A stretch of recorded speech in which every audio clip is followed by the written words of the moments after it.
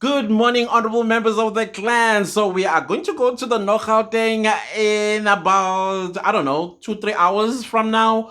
But I thought, guys, there are a lot of stuff that I left behind yesterday when I was just talking about what transpired in court. I'm still digesting a lot of things. I'm still digesting a lot of things in as much as we were laughing and having whatever it is that we were having because of the shock that we were experiencing coming from Gininda, who seems to have given up from what I can pick up. Maybe this morning when he comes back, he might be a little bit different. Maybe after watching some of our videos, because I understand they do watch our videos just to get a feel of how they performed in court. I'm talking about the witnesses, though. So we're not sure how he's going to come back this morning and what energy he's going to bring, but the man has simply just resigned to the fact that he's tired of lying because now the lies are catching up with him. So there's some few questions that Mr. Mnisi asked him, and I felt that he was evading them, especially after the long adjournment, and I have them here with me regarding the attending of the identity parade. And he says no identity parade was present as described. I didn't understand what that meant. At this point, Kininda, it was as if he was hit by a stroke. And I'm like, I'm trying to understand what this guy is talking about. He says, this rests with the state to decide for the four that they did not approach, but only approach two. So I'm thinking the two that they approached was Tumelo Madlala and Mtogozi Sitwala. But the Kumalos as well as Longwe, no, they did not decide to do something like that. And I was like, okay, something fishy here. Now more than ever, and I did hear Mr. Mnisi indicating that at some point, Miss Kumalo Sr. might actually be called on the stand. She'll be subpoenaed. And I was like, good, good, good. Because that way, we might get the truth that we are looking for. But I quickly realized that she is going to get coached in case this is going to be a thing. And then Zandi was a potential witness. This is Mnisi telling Mr. Gininda, did you ask why Zandi could not participate in the ID parade? Because he's a lead investigator and the, what do you call this? The MPA, the National Prosecuting Authority, is saying, listen, we are not going to persuade Zandile or pursue Zandile to the identity parade. Now, as a lead investigator who must rely heavily on identity, I'm biting myself, on identity of the perpetrators, no, the MPA, Baloy and them, allegedly, they were like, no, we're not going to do that. We're not going to do that.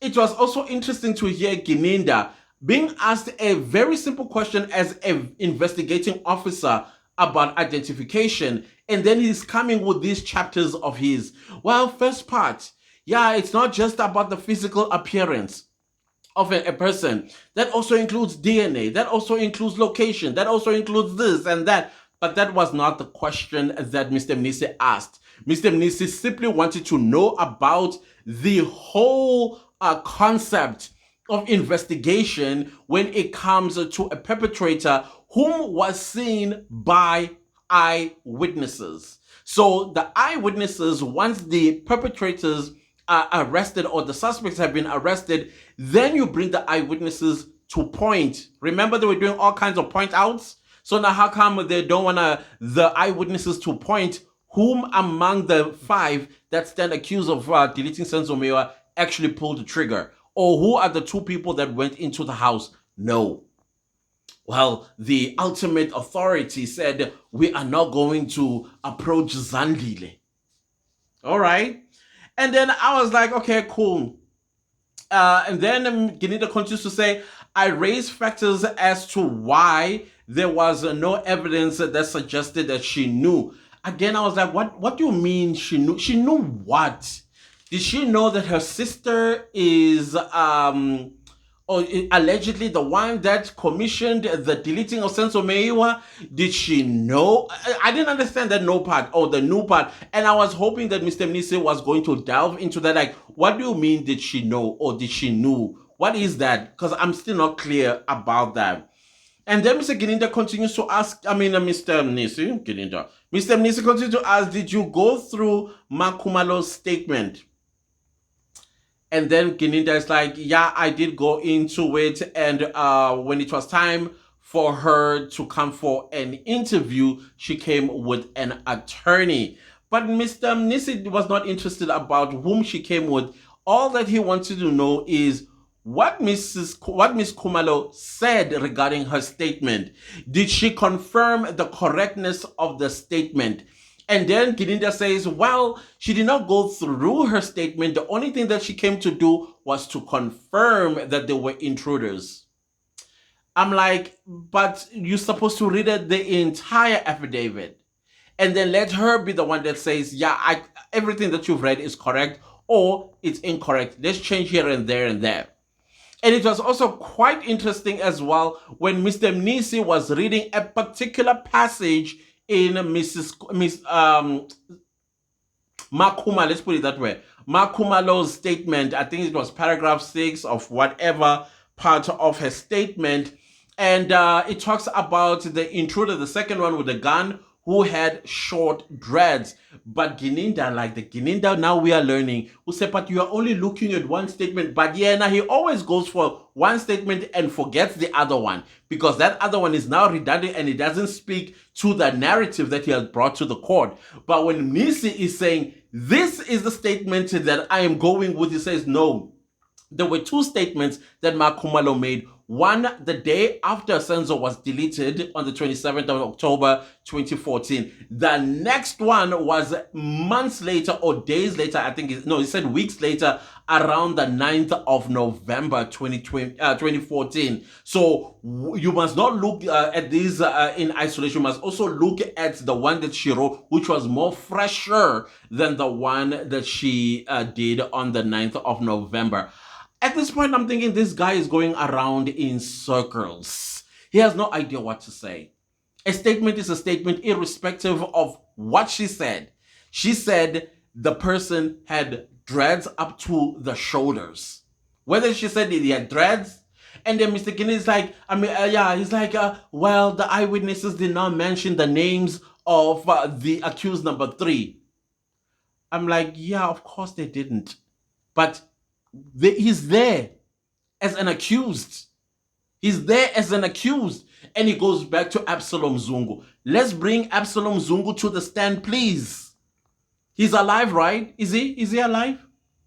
Because everybody seems to be dropping dead in this matter, especially crucial witnesses. How come? These are the questions that we need to ask, honestly speaking. And then he continues to say, this is Mr. Mnisi, do you agree with me that the core of your investigation is identity? Gininda's like, yes, it is, but when he says but, I know what's coming next. A long, winding answer. It's a matter of yes or no. I am an investigator and I'm investigating a deletion matter. And of course, there were eyewitnesses, and the eyewitnesses are my main interest as an investigator. Do you know this person, or have you seen these people that stand before you in a two-way glass? It's a one-way glass, sorry. In a one-way glass. Yes, no. Oh no, yeah, now he's going down this road. I was like, man, this guy, honestly speaking. Then Mr. Mnisi continues to say, did she tell you that she could identify the intruders? This is Makuma. Did she tell you that she could identify the intruders? Gininda goes like, she only confirmed that there were intruders. I don't remember because I was taking notes. The issue of ID parade, that topic was interrogated by the prosecutors if she should be taken to an identity parade since she had mistook a wrong person in the past. So that's where the decision not to take her to an identity parade came about. And I thought, she's still an eyewitness. She's still an eyewitness. And then Mr. Mnisi continues to say there were 3 prosecutors who have 90-year experience between them. Ooh, did not Baloy stand up in objection? And I was like, okay, he was seeking grounds for this type of question. Mr. Mnis is like, of course I'm gonna lay down the ground. I'm gonna lay down the ground. It's the witness that kept speaking about the team of prosecutors. So this is also where I was like, but why is Mr. Baloy keep standing up when it is his witness, the one that keeps mentioning the 3 advocates or the 3 MPA members that he was having meetings with? Of course, Mr. Mnisi know who these people are. He knew who they are. I think he said something like Makwate, Baloy, and Leonard or something like that. And they have 90-year experience in prosecution between them. And I was like, okay, cool. This is nice. This is nice. But that is what I was like, Mr. Kininda, just tell the truth. That I was directed by, I don't know whom among the 3, but seemingly the chef, kiss, or the chef's kiss type of situation. It did not come from me. I'm not the person you are looking for. All I was doing was taking instructions. Rightfully, he said so. I was taking instructions. I did not make any decisions as to who should be taken to identity parade and who's not to be taken there.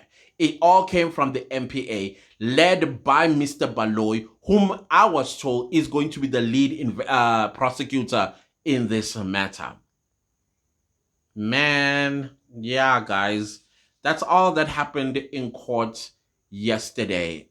We're looking forward to see what's going to happen today. My prediction is Judge Rata might come back a little bit alive and probably even try his level best to participate. I don't know whether to rescue the witness or to rescue the state, because you can never confirm Judge Rata. Honestly speaking, it can be exciting for the things that he does, and then he comes back and yanks it out of you. And you're like, oh yeah, welcome back, sir. Welcome back. This is the Rata we've been accustomed to. But hopefully he will remain silent and just preside over what he needs to preside over, irrespective of how many times Mr. Mnisi asks Kininda, because he likes winding. He just needs to stop doing that. And then it's going to be quicker. The pain will be quicker. And Mnisi will be off his back. But the more he does this, Mnisi has decided, I'm just going to throw a long rope. Do your thing, Mr. Kininda. Do your thing. And he's doing his thing. And he's revealing a lot as a result of that. Other than that, guys, please do not leave this video without liking, sharing, commenting, and subscribing. And let me know, what are your own thoughts? What do you predict is going to happen this morning? I'm looking forward to hear from you. And definitely we are going to have a great day, hopefully. Goodbye.